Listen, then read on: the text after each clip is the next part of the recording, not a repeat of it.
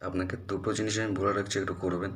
এক হচ্ছে আপনার বাবাকে প্ল্যানচেট করে জিজ্ঞেস করবেন উনি আপনার আসল বাবা কিনা। আর দ্বিতীয়, আপনার পূর্বপুরুষ যে ঠাকুমা ঠাকুমা আছে তাদেরকে একটু প্ল্যানচেট করে জিজ্ঞেস করবেন যে 1971 সালে পাকিস্তান আর্মি দ্বারা কিছু হয়েছিল কিনা। তারই প্রোডাক্টের নমুনা কি আপনি দেখবেন, অ্যান্সার পেয়ে যাবেন। হ্যাঁ,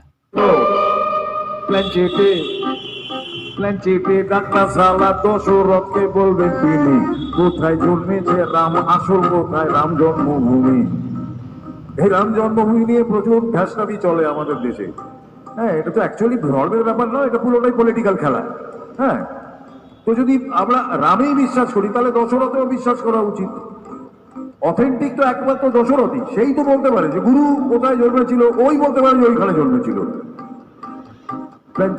ডাক্তার সালা দশরথকে বলবেন তিনি কোথায় জন্মেছে রাম, আসল কোথায় রাম জন্মভূমি। নয়তো আজ অযোধ্যায় নয় কিষ্কিন্ধায় কাল ধর্মতলায়, নয়তো আজ অযোধ্যায় নয় কিষ্কিন্ধায় কাল ধর্মতলায় জন্মেই যাবেন রাম দেশের কোনায় কোনায় ঘন্টায় ঘন্টায়।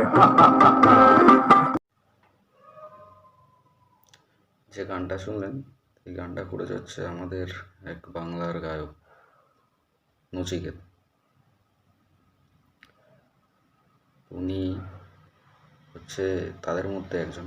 রিসেন্টলি একটা বাংলায় একটা খুব ওয়ার্ড খুব চলছে, সেটা হচ্ছে বুদ্ধিজীবী, অনেকে আবার বুদ্ধি বিষীও বলে।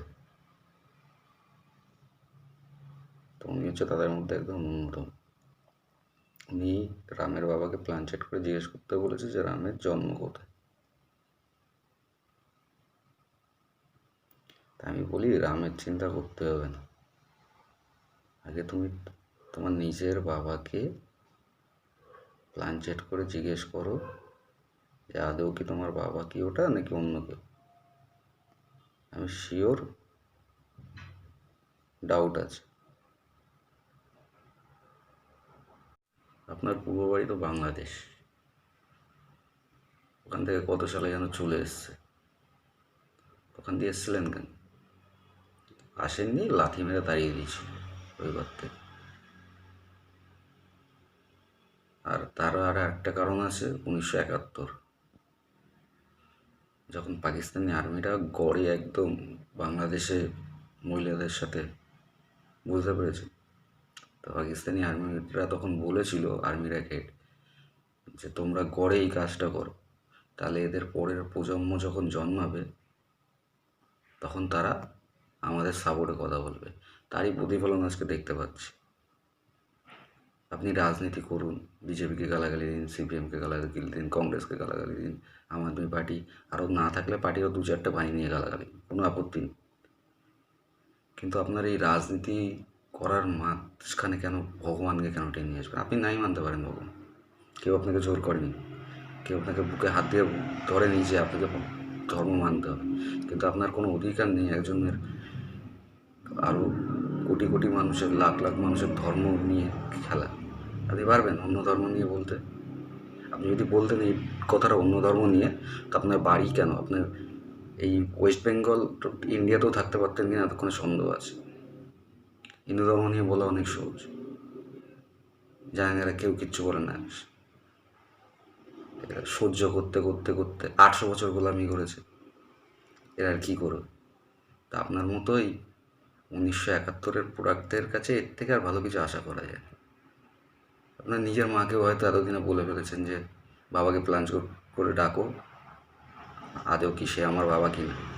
আপনার মতো মানুষের কাছে এটাই কাম। আর একটা গান আপনি করেছেন না, ওই যে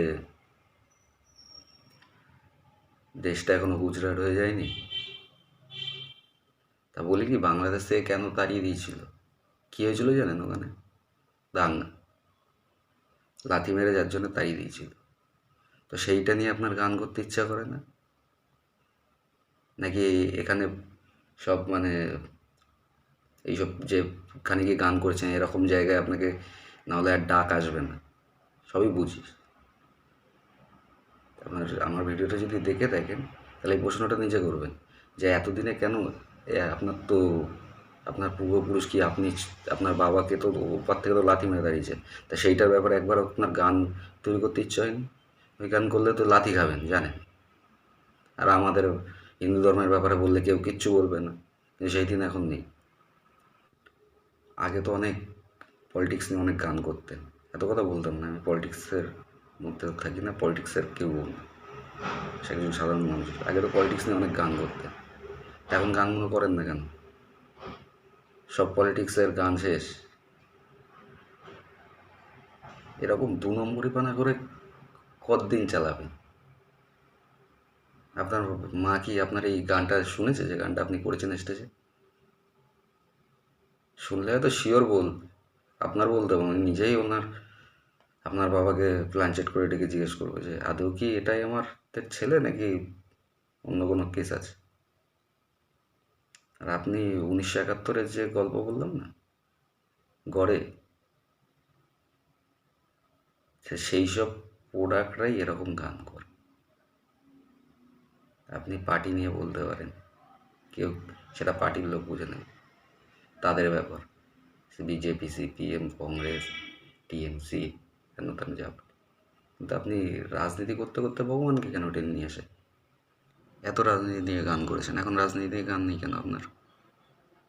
হ্যাঁ, মেরুদণ্ড বলে কিছু আছে আপনার? হ্যাঁ, একসময় আপনার গান আমিও ভালোবাসতাম, কিন্তু যেদিন থেকে আপনার এই দ্বিচারিতা দেখেছি, কাটমানি খাওয়া দেখেছি, তারপর দিয়ে আপনার গান তো দূরে থাকো, আপনার মুখও দেখলে আমার রাগ ওঠে। তাও ঠিক আছে, কিন্তু আপনি ভগবানকে শেষ পর্যন্ত টেনে নিয়ে আসছেন। আপনার মতো মানুষ, ওই যে বুদ্ধিজীবী, ভালো ভাষায় বলে, একটা ভাষায় বলে বুদ্ধিবিসি, সেই হচ্ছে না আপনি। পাউচ খাওয়া,